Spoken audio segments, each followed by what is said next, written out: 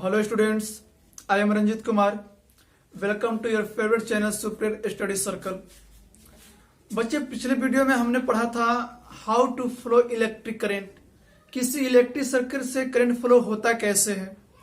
तो उसमें हमने क्या देखा था कि करंट का फ्लो हमेशा high voltage to low voltage होता है और करंट फ्लो होने का एक सबसे बेस्ट इंपॉर्टेंट कंडीशन शर्त क्या होना चाहिए, पोटेंशियल डिफरेंस।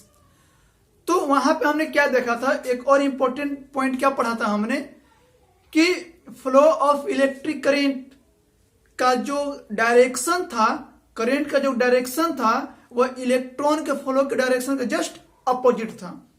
अर्थात इलेक्ट्रॉन का डायरेक्शन यदि फॉरवर्ड हो तो इलेक्ट्रॉन का डायरेक्शन फॉरवर्ड हो तो इलेक्ट्रिक करंट का डायरेक्शन क्या होगा, बैकवर्ड। अर्थात कहने का मतलब कि इलेक्ट्रॉन और इलेक्ट्रिक करंट दोनों का फ्लो एक दूसरे के विपरीत होता है। तो आज हम लोग पढ़ेंगे कि ओम्स लॉ, ओम्स का लॉ कहता क्या है। तो ओम्स लॉ क्या कहता है बाबू, एक साइंटिस्ट थे जॉर्ज साइमन ओम। तो 1827 में उन्होंने क्या किया था कि किसी इलेक्ट्रिक सर्किट में उपस्थित पोटेंशियल डिफरेंस अर्थात विभवांतर और उससे फ्लो होने वाला इलेक्ट्रिक करंट, विद्युत धारा, दोनों के बीच में एक रिलेशन को एस्टेब्लिश किया था और इससे संबंधित एक लॉ का प्रतिपादन किया था और वही लॉ कहलाता है आपका ओम्स लॉ। समझे, ओम के अनुसार किसी विद्युत परिपथ में विभवांतर और विद्युत धारा से संबंधित एक नियम का प्रतिपादन किए थे। वह लॉ, वह नियम आपका ओम का नियम कहलाता है। तो हल्का समझेंगे पहले। अगर मान लेते हैं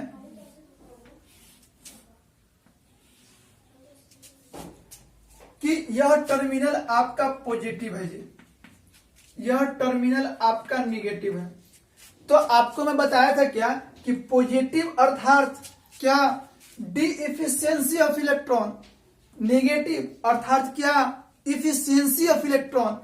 तो मैंने पिछले वीडियो में बतलाया था कि करंट फ्लो होता क्यों है। तो जो बच्चे नहीं देखे होंगे वो डिस्क्रिप्शन में लिंक दे दूंगा या इस चैनल के प्लेलिस्ट में मौजूद है, वहां से आप देख सकते हैं। तो पॉजिटिव कहने का मतलब कि डी इफिशियंसी अर्थात इलेक्ट्रॉन की कमी है इसके पास। नेगेटिव इफिशियंसी अर्थात इसमें इलेक्ट्रॉन की अधिकता है। तो इलेक्ट्रॉन का फ्लो कहां होगा बाबू, चलेगा इधर इलेक्ट्रॉन, इलेक्ट्रॉन का फ्लो हुआ, इलेक्ट्रॉन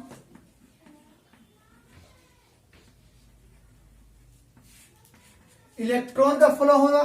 तो यह इलेक्ट्रॉन कहां चला, नेगेटिव टू पॉजिटिव। अर्थात जब नेगेटिव टू पॉजिटिव गया तो यह गया कहां, इफिशियंसी से डिफिशियंसी।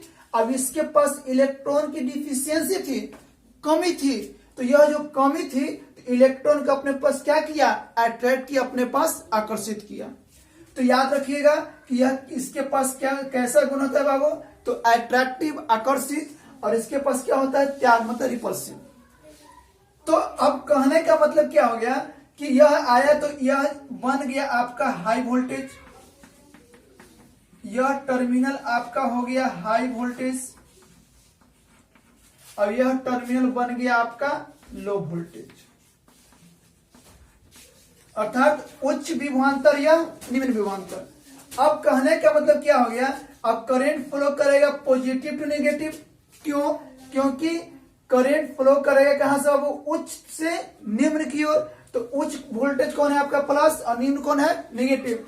तो करंट फ्लो कैसे चले करेगा, यही आपका फ्लो करेगा इलेक्ट्रिक करंट, इलेक्ट्रिक करंट कहां, पॉजिटिव टू नेगेटिव। तो देखिए तो दोनों डायरेक्शन, इलेक्ट्रॉन और इलेक्ट्रिक करंट का डायरेक्शन एक दूसरे क्या होता है, अपोजिट होता है, एक दूसरे के उल्टा होता है।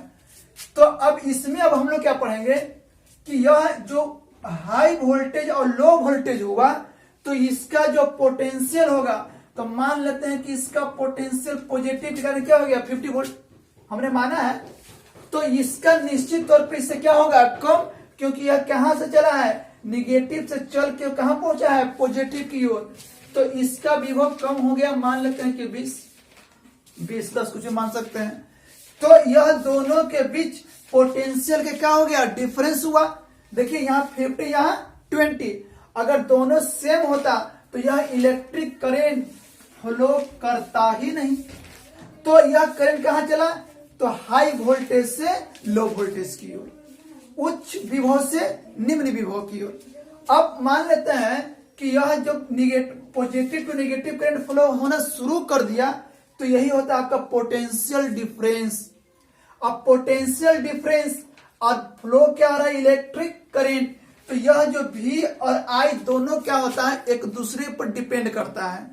अगर मान लीजिए आप कैसे डिपेंड किया, तो आप सोचिए हल्का कि फ्लो ऑफ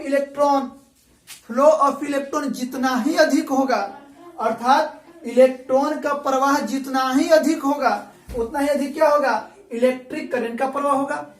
अर्थात मुक्त इलेक्ट्रॉन, फ्री इलेक्ट्रॉन की संख्या जितना अधिक, किसी कंडक्टर में फ्री इलेक्ट्रॉन की संख्या जितना ही अधिक होगा, उतना ही अधिक क्या होगा, इलेक्ट्रिक करंट का फ्लो होगा। तो यह डिपेंड किस पर करेगा, पोटेंशियल डिफरेंस पर। क्यों, क्योंकि जितना इलेक्ट्रॉन फ्लो हुआ तो इसकी इफिशियंसी क्या होगी, यह पहले था डिफिशियंसी, अब इलेक्ट्रॉन के आने के बाद क्या हो जाएगा, यह परिपूर्ण, तो पूरी तरह से फुल हो जाएगा। तो इसका वोल्टेज क्या करेगा, ऑटोमेटिक क्या हो जाएगा, बढ़ जाएगा। तो यह डिपेंड किस पर कर रहा है बाबू, तो फ्लो ऑफ इलेक्ट्रॉन, और फ्लो ऑफ इलेक्ट्रॉन पर डिपेंड कर रहा है वोल्टेज और इलेक्ट्रिक करंट। तो यहाँ पे मात्र दो टर्म आपके पास आया, एक पोटेंशियल डिफरेंस और इलेक्ट्रिक करंट, और यही दोनों के बीच में एक रिलेशन बतलाए थे, वह साइंटिस्ट है आपका जॉर्ज साइमन ओम। उसी नियम को बोला जाता है ओम का नियम। तो ओम का नियम क्या है बोलता है बाबू, पहले इंग्लिश देख लीजिए। The potential difference between any two points of conductor is always directly proportional to flow of electric current at certain fixed physical conditions। यह लास्ट में लिखा हुआ फिजिकल कंडीशंस, यह क्यों लिखा हुआ मैं बताता हूं आपको। तो इसका हिंदी क्या समझ लिए, कह रहा है क्या कि किसी चालक में या किसी विद्युत परिपथ के दो बिंदु के बीच के विभव में अंतर, अर्थात विभवांतर, उसमें प्रवाहित होने वाले इलेक्ट्रिक करंट अर्थात विद्युत धारा के समानुपाती होता है। और समानुपाती मतलब जानते हैं कि एक बढ़ेगा तो दूसरा भी बढ़ेगा, एक घटेगा तो दूसरा भी घटेगा। लेकिन लास्ट टर्म क्या बोला वो, फिजिकल कंडीशन।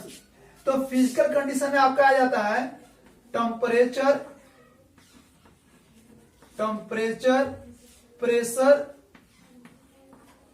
Pressure etc..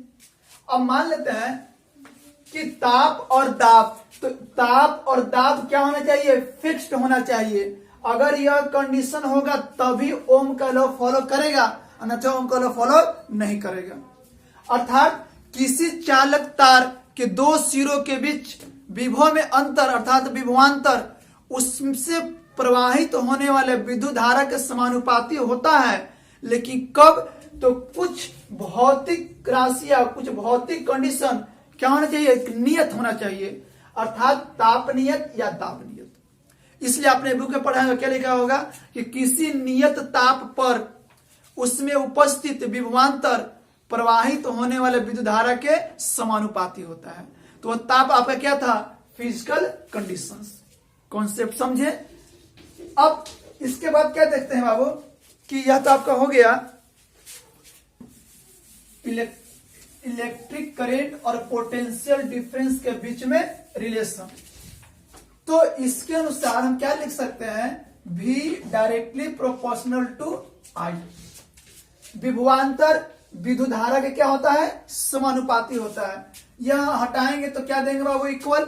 अब इक्वल में देते हैं तो एक कांस्टेंट देते हैं, तो यहाँ कांस्टेंट ग्रुप में क्या लिखा जाता है, R। V समानुपाती I, और समानुपाती को हटाते हैं, इक्वल में कांस्टेंट देते हैं, कांस्टेंट पे क्या देते हैं, R। तो यहां पर लिख देंगे जहां R आपका क्या है बाबू, कांस्टेंट मतलब नियतांक, कांस्टेंट। और इसी नियतांक को बोला जाता है आपको रेजिस्टेंस,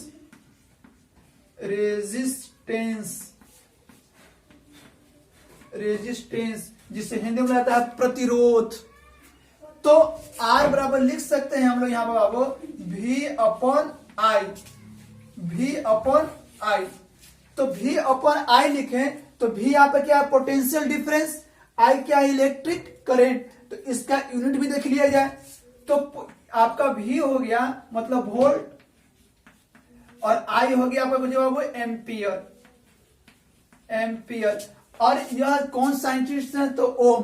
तो इन्हीं के सम्मान में इसका यूनिट जाना जाता है ओम। किसका ऐसा यूनिट, तो आर क्या आपका है, रेजिस्टेंस मींस प्रतिरोध। तो प्रतिरोध का जो ऐसा मात्रा क्या होता है, ओम। और ओम को अब रिप्रेजेंट किया जाता है इस तरह से, ओम को रिप्रेजेंट किया जाता है। अब बात आती है कि हमने ओम्स लॉ पढ़ लिया। ओम्स लॉ क्या पढ़ा कि किसी चालक तार के दो बिंदु के बीच विभव अर्थात विभवांतर उससे प्रवाहित होने वाले विद्युत धारा के समानुपाती होता है। कब, तो फिजिकल कंडीशन फिक्स अर्थात ताप और दाब नियत होगा तब। तो V समानुपाती I, तो R बराबर V अपॉन I और इसका मतलब ओम, और जिसे ओम से इस सिंबल से सूचित किया जाता है। अब इस पे आता है कुछ ग्राफ, अब उसका ग्राफ भी देख लिया जाए। तो ग्राफ क्या बाबू इसका है, अगर ग्राफ की बात की जाए तो ग्राफ पे आपने समझा पढ़ा होगा कि एक एक्स एक्सिस और एक क्या होता है, वाई एक्सिस। तो मान लेते हैं कि आपका एक्स और वाई, ये आपका क्या है, ओरिजिन। तो एक्स एक्सिस के रूप में हमने ले लिया यहाँ पे electric current, electric current, electric current. और वाई एक्सिस को हमने ले लिया potential difference, potential difference.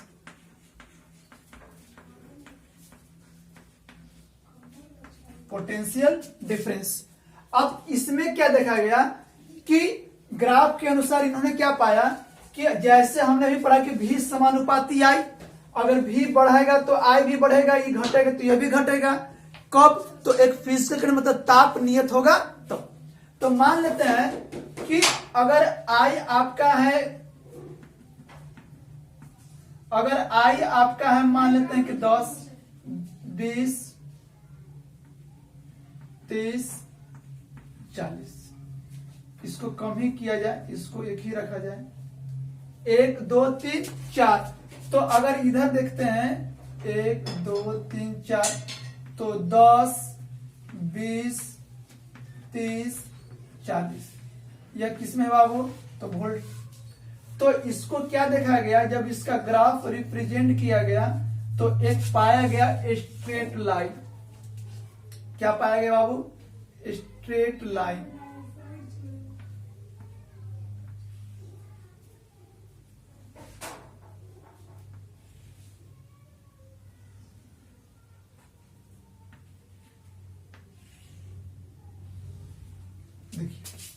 Electric current और पोटेंशियल डिफरेंस के ग्राफ को रिप्रेजेंट किया गया तो उसका एक स्ट्रेट लाइन पाया गया, एक सीधी रेखा। अब इसी को बोला जाता है ओहमिक कंडक्टर, ओहमिक कंडक्टर। कहने का मतलब कि यदि वैसा कंडक्टर मतलब वैसा चालक जो ओम के नियम को पालन करता हो वह कहलाता है ओहमिक कंडक्टर। अगर मान लीजिए आपने ग्राफ ड्रॉ किया, तो यदि आपने ग्राफ ड्रॉ किया तो आपका ग्राफ ऐसा आ जाए तो यह तो स्ट्रेट नहीं आया। अगर आपने ग्राफ ड्रॉ किया और कुछ इस तरह का आ जाए तो यह तो स्ट्रेट लाइन नहीं ड्रॉ आया, तो नहीं आया तो यह दोनों कंडीशन में क्या हो जाएगा आपका non ohmic, non ohmic conductor, conductor. तो हम क्या बोलेंगे कि जो V और I का जब ग्राफ रिप्रेजेंट करेंगे तो वह यदि स्ट्रेट लाइन आ जाए तो ओहमिक कंडक्टर, मतलब कि ओम के नियम का पालन किया, और यदि वह स्ट्रेट नहीं आया तो ओम के नियम का पालन नहीं किया तो नॉन ओहमिक कंडक्टर। अब इसके बाद हम लोग क्या पढ़ते हैं कि नॉन ओहमिक में ऐसा कौन सा इलेक्ट्रिकल इक्विपमेंट आता है, तो याद रखिएगा कि बहुत सारा इलेक्ट्रिकल इक्विपमेंट है जो नॉन ओहमिक में भी आता है। जैसे एग्जांपल याद रखिएगा आप, एक डायोड, डायोड, जो पढ़ना आपको 12 में डायोड के बारे में पूरा डिप में। तो अभी याद रखिए सिर्फ क्या कि डायोड एक ऐसा इलेक्ट्रिकल इक्विपमेंट है जो आपका नॉन ओहमिक कंडक्टर है, अर्थात इसका जो V और I का जब ग्राफ ड्रॉ कीजिएगा तो वह स्ट्रेट लाइन नहीं मिलेगा। समझ में आया? हल्का सा और देख लीजिए कि हमने अभी पढ़ा था R बराबर V/I। तो यदि आपसे कोई पूछेगा कि R V पर भी डिपेंड करता है कि I पर भी डिपेंड करता है, या दोनों पर करता है, या किसी पर नहीं करता है, तो क्या बोलिएगा? तो आपको यही बोलना है कि जो R मीन्स रेजिस्टेंस, तो रेजिस्टेंस ना ही तो V और ना ही तो I पर डिपेंड करता है। तो एक लाइन लिख लीजिएगा हिंदी में कि प्रतिरोध विभवांतर और विद्युत धारा पर निर्भर नहीं करता है। तो लिख लीजिए एक लाइन कि resistance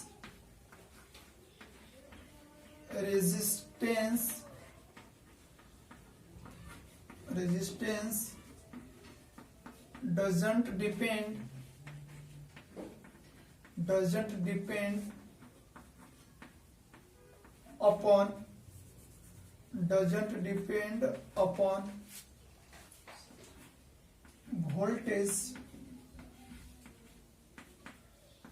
voltage and electric current।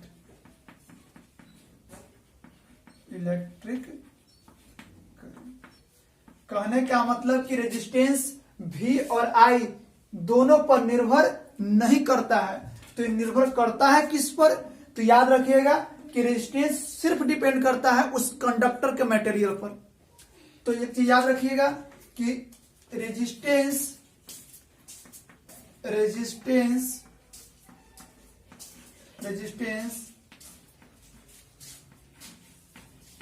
Depends upon conductor. या किस पर निर्भर करता है? तो उस कंडक्टर के मटेरियल पर निर्भर करता है। तो आपका यही था रेजिस्टेंस और ओम्स लॉ। और हम लोग नेक्स्ट वीडियो में मिलेंगे, पुनः रेजिस्टेंस को डीप में पढ़ेंगे और रेजिस्टेंस किन किन फैक्टर्स पर डिपेंड करता है, किन किन फैक्टर से वह प्रभावित होता है, उसके बारे में हम लोग पढ़ेंगे नेक्स्ट वीडियो में। आज के लिए आपका यही ओम्स लॉ है। और आप क्या कीजिए कि इसके पीछे जो वीडियो नहीं देखे हैं वह प्लेलिस्ट या डिस्क्रिप्शन में लिंक दिया हुआ, आप उसे पुनः देखिए। अगर समझ में नहीं आए दोबारा देखिए, और यदि उससे भी समझ में नहीं आए तो कमेंट में जरूर बतलाइए।